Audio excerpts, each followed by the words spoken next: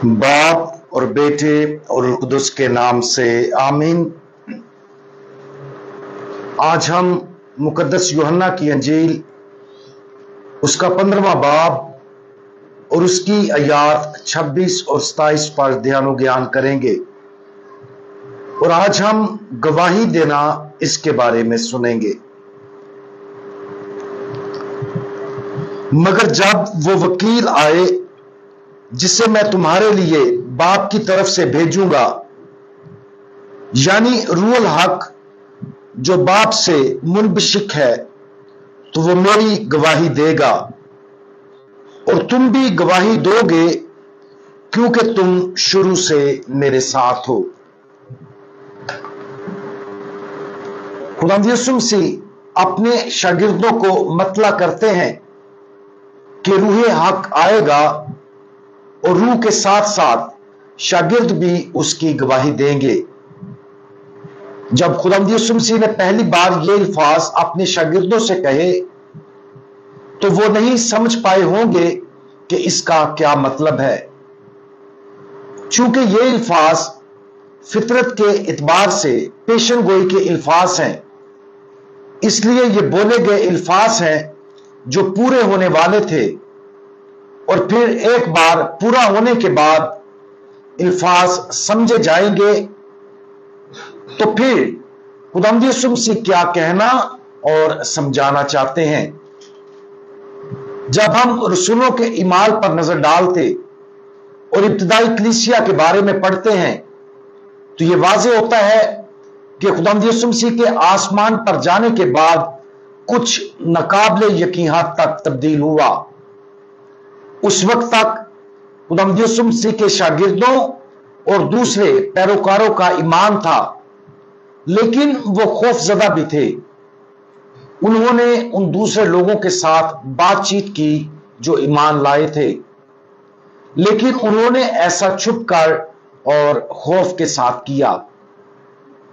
लेकिन जैसे ही पेंतीकोस्त का दिन आया और रूह कुदस वकील रूह हक उन पर नाज़िल हुआ, रसूलों को खुदा की तरफ से बगैर किसी खौफ के और बहुत से लोगों पर जबरदस्त असर के साथ खुशखबरी का ताकतवर ऐलान करने के लिए इस्तेमाल किया जाना शुरू हुआ। यह हमारे खुदावंद के शागिर्दों का रूह कुदस से मामूर होने का तजर्बा था, जिसका खुदावंद यीशु मसीह जिक्र कर रहे थे। खुदावंद यीशु मसीह के मरने के बाद और शायद उससे भी ज्यादा खुदावंद यीशु मसीह के आसमान पर जाने के बाद यह मुमकिन है कि उसके कुछ शागिर्दों ने फौरन यह नतीजा अक्स किया कि यीशु ने जो नई तहरीक शुरू की थी वो अब खत्म हो चुकी है।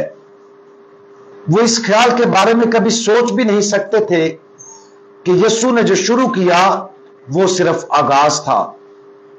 वो इस हकीकत का तसव्वुर भी नहीं कर सकते थे कि जल्द ही वो कलीसिया के आगाज में शरीक होंगे, हिम्मत और ताकत के साथ अंजील मुकद्दस का ऐलान करेंगे, बेशुमार जिंदगियों की तब्दीली देखेंगे, गुनाहों की जारी मुआफी का मुशाहिदा करेंगे और आखिरकार अपनी जानें उसकी तकलीद में दे देंगे। हमारे रब उन शागिर्दों को कोई अंदाजा नहीं था कि वकील रूह हक के आने के साथ उनका क्या इंतजार है। जो चीज उनका इंतजार कर रही थी वो रूह कुदस की ताकत से खुदावंद यीशु मसीह की गवाही देने की सलाहियत में हिस्सादारी थी।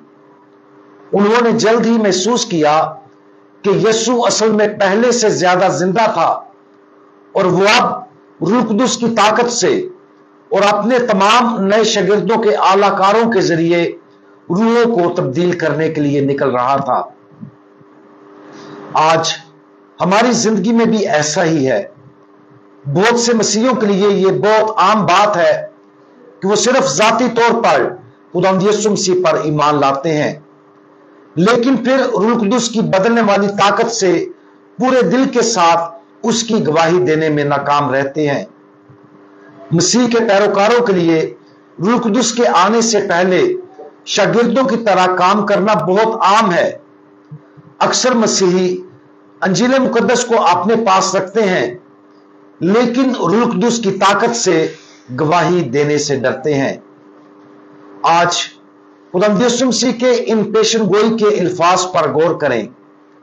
अगरचे ये अल्फाज शुरू में 12 रसूलों से कहे गए थे, लेकिन खुदावंद यीशु मसीह आज हमसे भी यही अल्फाज कह रहे हैं। वो चाहता है कि हम भी उसके गवाह बने, दूसरों को उसकी गवाही दें, ताकि वो उस पर ईमान ले आए। आज हम इस बात पर गौर करें कि हम उसकी पेशन गोई की दावत को किस हद तक पूरा करते हैं। जहां हम कमी महसूस करते हैं, वहां अपनी जिंदगी में रूह कुदूस के नजूल के लिए दुआ मांगे, ताकि खुदा हमारे जरिए बहुत से दिलों तक पहुंच सके। हमारे जलाली यीशु मसीह, आपने अपने शागिर्दों और हम पर रूह कुदूस भेजने का वादा किया है, जो रूह और हक का वकील है। रूह कुदूस, हम आपको अपनी जिंदगी में खुशामदीद कहते हैं और अपने आप को बगैर किसी रिजर्व के आपके सामने पेश करते हैं, ताकि आप हमें सच्चाई की गवाही देने के लिए इस्तेमाल करें। बराए करम हमें जिंदगियों को छूने के लिए इस्तेमाल करें। खुदावंद यीशु मसीह, हमारा भरोसा आप पर है। आमीन।